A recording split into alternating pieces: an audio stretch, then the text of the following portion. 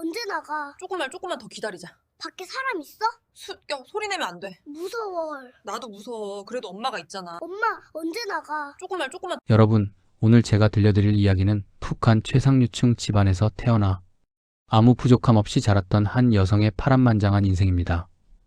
김정일 위원장이 직접 이 학생은 반드시 좋은 대학에 입학시켜라고 지시할 정도로 특별 대우를 받았던 그녀가 왜 모든 것을 버리고 남한으로 왔을까요? 그 중심에는 북한 핵개발의 심장부 풍계리 핵실험장에서 일했던 한 남자와의 비극적인 사랑이 있었습니다. 아버지는 북한 영화계의 거장으로 김정일 위원장이 직접 챙길 정도로 중요한 인물이었죠.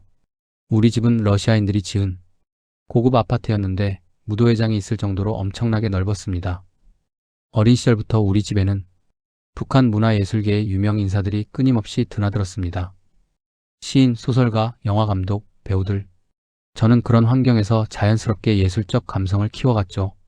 북한에서 이런 환경은 상상하기 어려울 정도로 특권적인 것이었습니다. 일반 주민들이 배급으로 연명할 때 우리 집 식탁에는 늘 풍성한 음식이 차려졌고 해외에서 들여온 고급 물품들이 넘쳐났습니다. 그리고 김정일 위원장의 특별 지시까지 받았습니다. 김평강이라는 학생은 반드시 좋은 학교에 입학시켜라. 북한에서 이런 지시는 곧 모든 문이 열린다는 뜻이었죠.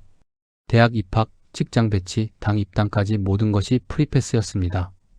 저는 평양의 명문 미술대학에 입학했고 졸업 후에는 조선중앙방송국 작가로 일하게 되었습니다. 저는 평양의 한 예술인 가족에서 태어났습니다.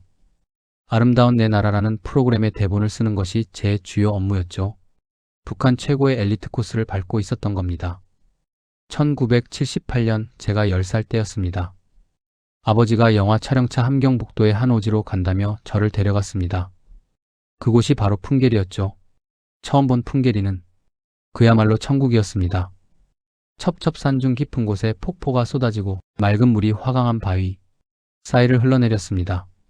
물에 씻긴 바위들은 동글동글하게 반질반질 빛났고 물소리가 골짜기를 가득 채웠죠.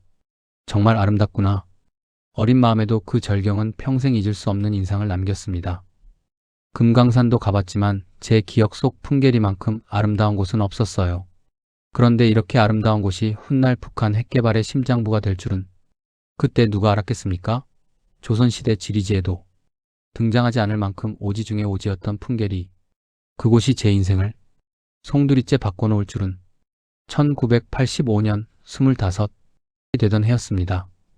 오빠의 대학 친구 한 명이 우리 집에 자주 놀러 왔습니다.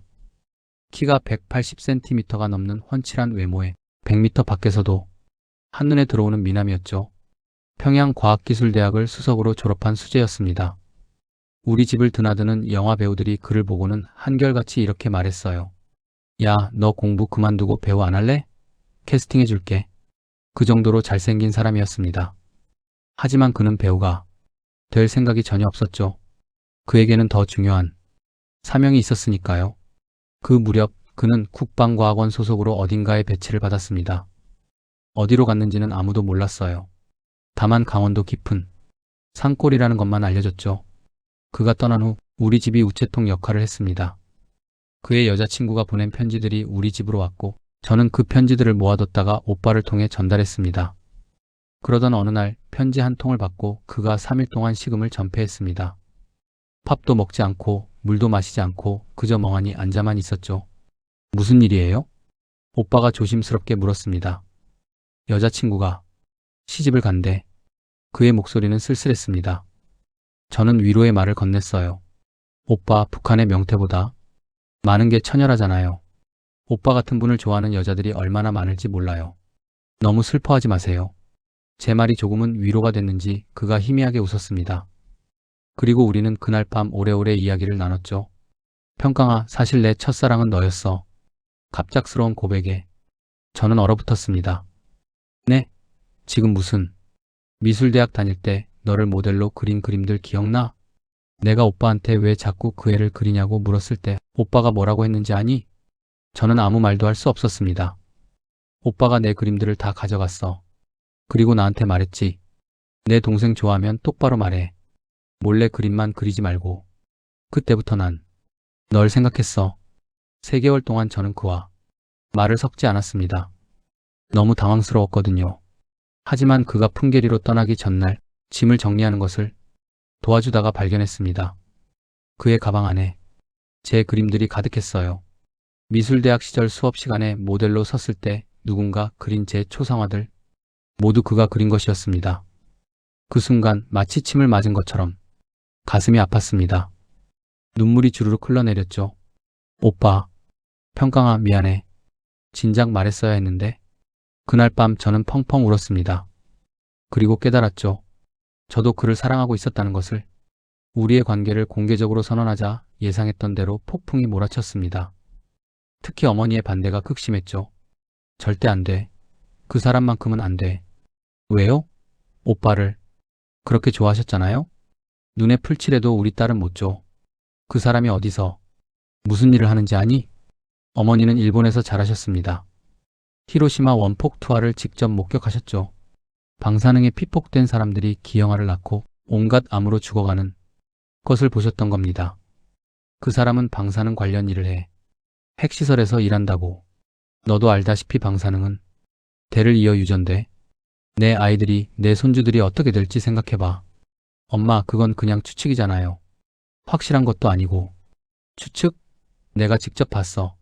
히로시마에서 살아남은 사람들이 어떻게 됐는지, 피부가 벗겨지고 머리카락이 빠지고 암 덩어리가 되어 죽어가는 걸 이 눈으로 봤다고. 아버지도 단호했습니다. 평강아, 내가 행복하게 사는 걸 보는 게 우리 소원이야. 근데 그 사람과 결혼하면 평생 고생할 게 뻔해. 핵시설 근처에서 산다는 게 무슨 의미인지 알아? 알아요. 하지만 사랑하는 사람과 함께라면 어디든 괜찮아요. 사랑? 사랑이 밥 먹여주니? 사랑이 방사능을 막아주니? 할머니까지 나섰습니다. 평강아, 할머니 말 들어. 세상에 남자가 그 사람 하나뿐이니? 내 조건이면 얼마든지 더 좋은 사람 만날 수 있어. 온 가족이 반대했습니다. 하지만 저는 이미 결심했었죠. 방송국 출장 갑니다. 거짓말이었습니다. 저는 풍계리로 향했죠. 그를 만나러 18시간이 넘는 기차 여행 끝에 풍계리에 도착했습니다. 1989년의 풍계리는 제가 어릴 적 봤던 그 아름다운 모습 그대로였어요. 아니, 사랑하는 사람과 함께여서 더 아름다웠습니다. 우리는 3일 동안 함께 시간을 보냈습니다. 송이버섯이 치천으로 널린 숲을 걸으며 그는 바위에 소금을 뿌려 송이를 구워줬죠. 맑은 계곡물에 발을 담그고 폭포수 소리를 들으며 이야기를 나눴습니다. 이렇게 아름다운 곳에서 일할 수 있다니 정말 복받은 것 같아요. 그래, 여기는 정말 특별한 곳이야. 우리나라의 미래가 여기서 만들어지고 있어. 그가 무슨 일을 하는지 정확히는 몰랐지만 뭔가 중요한 일이라는 것은 알 수 있었습니다. 떠나기 전날 밤 그가 말했습니다. 평강아, 우리 여기서 혼인신고하자. 네? 갑자기 왜? 내가 평양으로 돌아가면 부모님이 절대 허락 안 하실 거야. 알잖아. 그럼 우리 영영 헤어지는 거야. 하지만 부모님 허락 없이 혼인신고를 하다니. 둘 중 하나야. 여기서 혼인신고를 하고 함께 살거나 아니면 이대로 헤어지거나. 한밤중까지 고민했습니다. 부모님을 배신하는 것 같아 마음이 무거웠죠. 하지만 그와 헤어진다는 생각은 더 끔찍했습니다. 좋아요. 하겠어요. 다음날 아침 우리는 풍계리 인민위원회로 갔습니다. 혼인신고서를 작성하고 도장을 찍는 순간 세상이 달라 보였어요. 이제 우리 부부네요. 그래, 이제 둘이야. 돌아오는 길에 이슬비가 내렸습니다. 우산도 없이 비를 맞으며 걸었지만 전혀 개의치 않았어요. 오히려 행복했습니다. 물주머니가 되도록 비를 맞으며 우리는 계속 웃었죠. 부모님께 혼인 사실을 알렸을 때 예상대로 큰 소동이 일어났습니다. 당장 나가. 내 딸 아니야.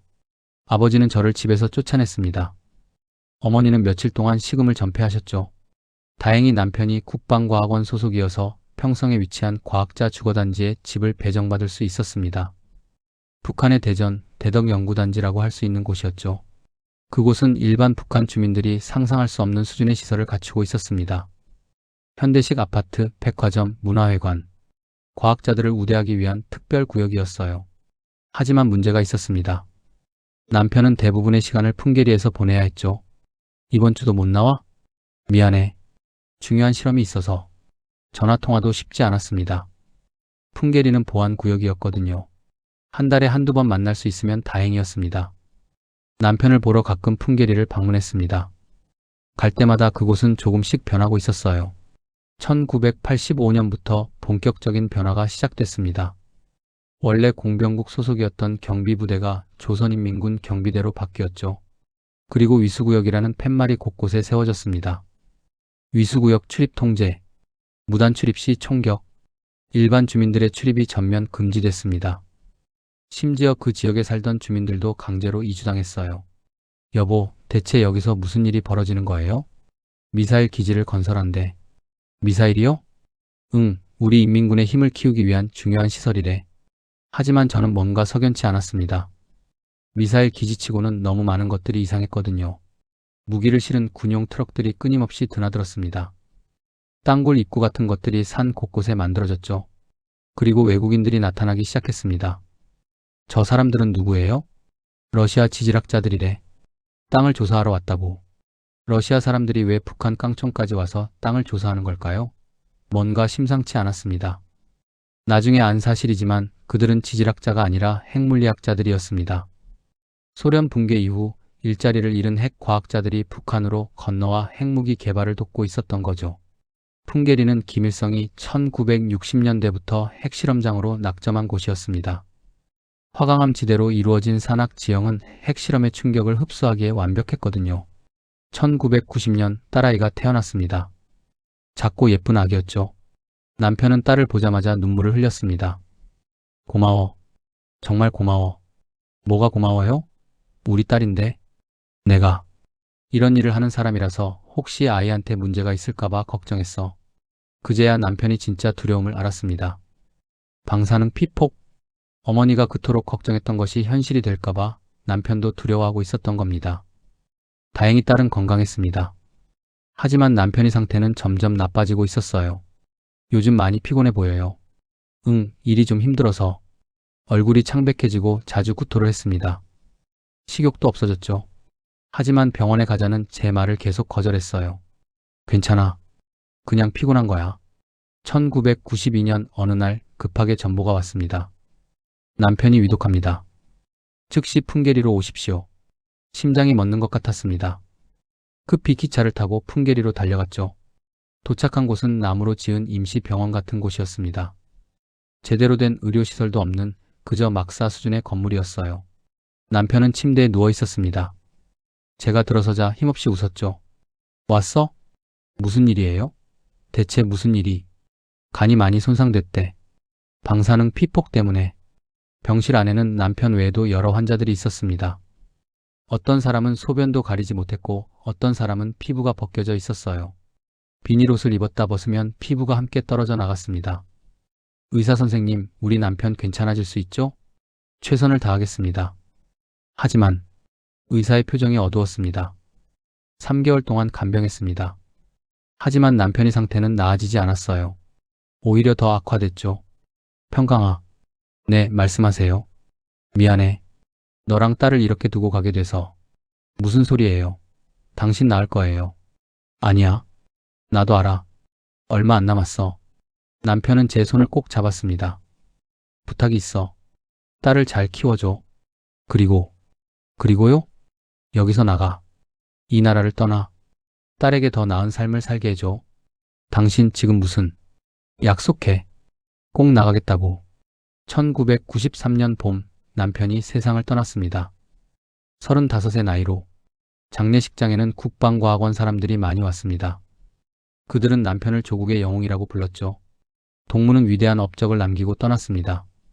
조국 통일의 그날까지 동무의 희생을 잊지 않겠습니다. 영웅? 위대한 업적? 저는 그저 남편이 돌아오길 바랐을 뿐입니다. 딸과 함께 평범하게 살고 싶었을 뿐이에요. 하지만 북한 체제는 한 사람의 생명보다 조국을 더 중요하게 여겼습니다. 남편은 핵무기 개발이라는 위대한 사업을 위해 희생된 수많은 과학자 중 하나였을 뿐이죠. 남편이 죽고 나서 저는 완전히 망가졌습니다. 매일 울기만 했죠. 딸을 돌보는 것조차 버거웠어요. 그러던 어느 날 2살배기 딸이 제게 물었습니다. 엄마, 아빠 언제 와? 그 순간 정신이 번쩍 들었습니다. 아, 나는 이 아이의 엄마구나. 이 아이를 지켜야 해. 부모님과도 화해했습니다. 어머니가 제일 먼저 찾아오셨죠. 엄마가 옳았어요. 그때 말렸어야 했는데. 아니야. 내가 미안해. 내가 사랑하는 사람과 함께 있게 해줬어야 했는데 우리는 한참을 안고 울었습니다. 하지만 북한에서의 삶은 점점 더 힘들어졌습니다. 1990년대 중반 고난의 행군 시기가 시작됐거든요. 배급이 끊겼습니다. 아무리 방송국 작가라고 해도 먹을 것이 없었어요. 딸과 함께 굶주렸습니다. 거리에는 쓰러진 사람들이 널려 있었습니다. 어떤 사람들은 나무 껍질을 먹었고 어떤 사람들은 풀죽으로 연명했죠. 엄마, 배고파. 딸의 그 말이 제 심장을 찢었습니다. 남편의 마지막 부탁. 이 나라를 떠나라고 했지. 탈북을 결심했습니다. 2000년 딸이 10살이 됐을 때였어요. 탈북은 쉽지 않았습니다. 특히 저처럼 알려진 사람은 더더욱 먼저 중국으로 가는 브로커를 찾아야 했습니다. 하지만 함부로 접근할 수 없었죠. 북한 보위부의 감시망은 촘촘했거든요. 누구 소개로 왔소? 제 친구 소개로. 이름이 뭐요? 김평강입니다. 브로커의 얼굴이 굳었습니다. 당신, 그 유명한 방송 작가 아니요? 맞습니다. 그래서 조용히 부탁드립니다. 이거 큰일인데? 당신 같은 사람이 탈북하면 우리도 위험해요. 결국 엄청난 돈을 줘야 했습니다. 어머니께서 몰래 금부치들을 팔아 마련해 주셨죠. 엄마, 가거라. 내 딸이라도 살려야지. 여기 있으면 다 죽어. 2001년 겨울 드디어 출발했습니다. 딸의 손을 꼭 잡고 두만강으로 향했죠. 국경까지 가는 길은 공포 그 자체였습니다. 검문소를 피해 산길로 걸었어요. 영하 20도의 추위에 딸이 떨었습니다. 엄마, 너무 추워. 조금만 참아. 곧 따뜻한 곳 갈 거야. 두만강은 얼어붙어 있었습니다. 하지만 완전히 얼지 않은 부분도 있었죠. 뛰어. 빨리. 브로커가 재촉했습니다. 순간 총소리가 들렸어요. 저기다. 탈북자들이다. 국경수비대가 우리를 발견한 겁니다. 빨리 뛰어요. 딸을 업고 얼음 위를 달렸습니다. 얼음이 갈라지는 소리가 들렸어요. 하지만 멈출 수 없었습니다. 총알이 얼음을 뚫고 지나갔습니다. 귀를 스치는 총소리에 정신이 아찔했죠. 거의 다 왔어요. 조금만 더. 중국 쪽 강변에 도착했습니다. 뒤돌아보니 북한 병사들이 강 건너편에서 총을 겨누고 있었어요. 엄마, 무서워. 괜찮아. 이제 안전해. 하지만 안전한 게 아니었습니다. 중국도 위험했거든요. 중국에서 2년을 숨어 살았습니다. 한국으로 가기 위해서는 돈이 더 필요했죠. 조선족 마을에 숨어서 식당 일을 했습니다. 설거지, 청소, 무엇이든 했어요. 하지만 늘 불안했습니다. 북한에서 온 사람들 조심해야 해요. 중국 공안이 요즘 단속 심하게 한대요. 아, 네. 알겠습니다. 딸은 학교에 갈 수 없었습니다. 신분증이 없었거든요. 그냥 방에 가둬놓고 일을 나갔죠. 엄마, 언제 학교 가? 곧 갈 수 있어. 조금만 참아. 2003년 드디어 한국행 브로커를 만났습니다. 몽골을 거쳐서 한국으로 가는 루트가 있어요. 얼마죠? 두 사람이니까. 5,000달러. 천문학적인 돈이었습니다. 하지만 방법이 없었어요. 2년 동안 모은 돈을 모두 주고 다시 도망자 신세가 됐습니다. 중국에서 몽골까지는 트럭 화물칸에 숨어서 갔습니다. 숨도 제대로 쉴 수 없는 비좁은 공간이었죠. 엄마, 숨 막혀. 입 막고 조용히 있어. 들키면 우리 죽어. 중국 공안의 검문을 여러 번 통과했습니다. 그때마다 심장이 터질 것 같았어요. 몽골 국경을 넘은 건 한밤중이었습니다. 사막을 걸어서 넘어야 했죠. 계속 걸어요. 멈추면 안 됩니다. 가이드가 앞장섰습니다. 끝없는 사막이었어요. 별빛 아래서 모래를 밟으며 걸었습니다. 엄마, 못 가겠어. 안 돼. 가야 해. 이제 거의 다 왔어. 몽골 수도 울란바토르에 도착했을 때 우리는 반쯤 죽어 있었습니다. 한국 대사관으로 갔습니다. 문을 두드리는 순간 눈물이 쏟아졌어요. 도와주세요. 북한에서 왔습니다. 2004년 봄 인천공항에 도착했습니다. 처음 본 남한은 충격 그 자체였습니다. 북한에서 들었던 것과 완전히 달랐거든요. 엄마, 여기 정말 남한이야? 거지들이 굶어 죽는다며? 나도 그렇게 들었는데. 이상하네. 공항부터 달랐습니다. 밤인데도 환하게 불이 켜져 있었어요. 사람들은 깨끗한 옷을 입고 가방을 들고 걸어 다녔죠. 통일원 조사를 받았습니다. 3개월 동안 하나원에서 생활하며 남한 사회에 적응하는 교육을 받았어요. 여러분, 대한민국에 오신 것을 환영합니다. 교육 담당자가 말했습니다. 여기는 자유민주주의 국가입니다. 원하는 일을 하고 원하는 곳에 살 수 있습니다. 자유. 그 단어가 낯설었습니다. 하나원을 나온 후 서울에 정착했습니다. 정부 지원금으로 작은 원룸을 얻었죠. 처음에는 모든 게 신기했습니다. 엄마, 이거 봐. 물 나와. 그래, 수돗물이 나오네. 북한에서는 상상할 수 없는 일이었어요. 24시간 수돗물이 나오고 전기가 들어오고 난방이 되다니. 엄마, 슈퍼마켓에 물건이 이렇게 많아? 그러게. 북한에서는 상점에 진열대만 있고 물건은 없었는데, 하지만 적응은 쉽지 않았습니다. 첫 직장은 식당이었습니다. 설거지하는 일이었죠. 아줌마, 이거 좀 빨리 치워줘요. 네, 죄송합니다. 사장님은 제가 탈북자인 걸 알고 무시했습니다. 북한에서 왔으면 일도 못하겠네. 빨리빨리 안 돼? 참았습니다. 딸을 학교에 보내야 했으니까요. 딸이 학교에서 놀림을 당했습니다. 엄마, 애들이 나보고 빨갱이 새끼래. 뭐라고? 그리고 말투가 이상하대. 쟤네들이 자꾸 흉내내. 화가 났지만 어쩔 수 없었습니다. 우리는 소수자였고 다수에게 맞춰야 했죠. 억양 교정을 받았습니다. 북한식 억양을 고치려고 노력했어요. 커피 아니고 커피예요. 커피. 아니, 커피. 커피. 몇 달을 연습했. 완전히 고치기는 어려웠습니다. 직장에서도 차별을 느꼈습니다. 김씨, 북한에서는 이것도 못 봤죠? 네. 처음 봅니다. 역시 북한은 거지 나라네. 그들은 북한을 무시했습니다. 그곳에서 태어나고 자란 저를 무시하는 것과 같았죠. 하지만 참았습니다. 여기가 더 나았으니까요. 적어도 굶어 죽지는 않았으니까. 가끔 남편 생각이 납니다. 여보, 우리 딸 봐. 대학생이 됐어. 혼자 중얼거립니다. 당신이 그렇게 원했잖아. 이 나라를 떠나라고. 딸에게 더 나은 삶을 주라고. 딸은 대학에서 화학을 공부합니다. 아버지를 닮았는지 과학을 좋아하더군요. 엄마, 나 장학금 받았어. 정말? 우리 딸 대단. 아빠가 자랑스러워 하실까? 그럼. 엄청 자랑스러워 하실 거야. 남편이 죽은 지 벌써 20년이 넘었습니다. 하지만 아직도 선명해요. 풍계리의 그 아름다운 풍경, 송이버섯을 구워주던 그 손길, 평강아, 사랑해라고 속삭이던 그 목소리. 2006년 뉴스에서 충격적인 소식이 나왔습니다. 북한이 오늘 제1차 핵실험을 실시했습니다. 장소는 함경북도 풍계리로. 심장이 멎는 것 같았습니다. 풍계리. 남편이 평생을 바쳤던 그곳. 우리가 사랑을 나눴던 그 아름다운 곳이 핵실험장이 됐다니. 2009년, 2013년, 2016년, 2017년. 핵실험이 계속됐습니다. 뉴스에서 풍계리가 나올 때마다 가슴이 아팠습니다. 북한 풍계리 핵실험장에서 방사능 피폭 사례가 늘고 있다고. 남편처럼 죽어간 사람들이 얼마나 많을까요? 그들의 가족들은 지금 어떻게 살고 있을까요? 2010년부터 증언 활동을 시작했습니다. 북한 핵개발의 실상을 알려야 합니다. 국회에서, 학교에서, 시민단체에서 강연했습니다. 제 남편은 풍계리에서 핵무기를 개발하다가 방사능 피폭으로 죽었습니다. 35의 나이로. 사람들은 충격을 받았습니다. 그런 일이 있었다니. 북한이 그렇게 위험한 곳인지 몰랐어요. 하지만 어떤 사람들은 제 말을 믿지 않았습니다. 증거가 있나요? 북한을 비방하려고 꾸며낸 이야기 아닙니까? 증거요? 제 남편이 죽음이 증거입니다. 풍계리에서 함께 일하다 죽어간 수많은 과학자들의 죽음이 증거죠. 가끔 생각합니다.